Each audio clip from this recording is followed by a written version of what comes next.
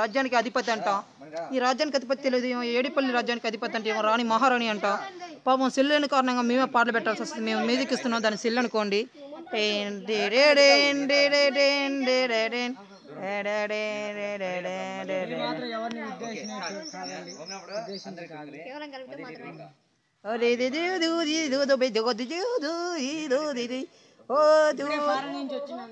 Okay, music అయిపోయిందండి. ఇప్పుడు శివగామిని గారు మాట్లాడుతున్నా. శివగామిని, నా పిల్లలు ఎక్కడో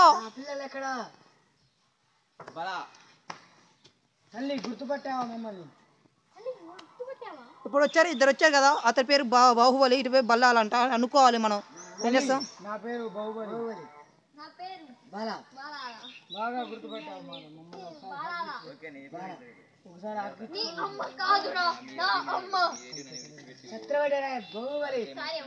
చూసారా శివగామని? బహుశా శివగామని బల్లాల కొడుకు అసలు ఎట్ట పుట్టాడు తెలియదు.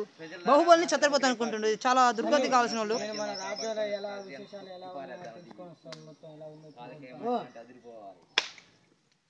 రాజుగారు మన పెంట దిబ్బలు ఎత్తుకుపోవడానికి కాళకే వచ్చాడు. అయితే తక్షణమే మనం తల్లి గారికి ఈ సమాచారం వార్తను నేను చెప్పుతాను. తల్లి, అక్కడ కాళకే అనే రాజు, అతను ఒక క్రూరమైన వాడు. వాడి సైన్యమే ఒక ఆఫ్రికా చైనాకు మించిందని నేను చెబుతున్నాను. మనం వాళ్ళ మీద దండెత్తాలి. ఎందుకంటే మన పెంట దిబ్బలన్నీ ఎత్తుకోబోతున్నాడు. మనం పెంట దిబ్బలన్నీ ఎత్తుకోపోతే మనకి తిండి ఉండదని చెబుతాను. అయితే ఇప్పుడు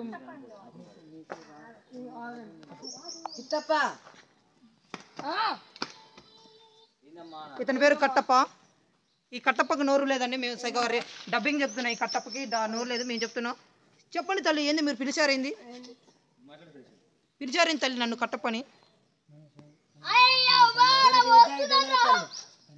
మన వద్దని దండయాత్ర పోవాలి. సైన్యం రెడీనా?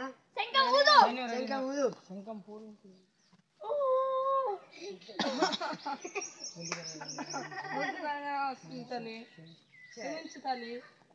అయితే తల్లి, మీరేమనుకోకపోతే అతనికి ఒక ఔషధం ఇస్తాను.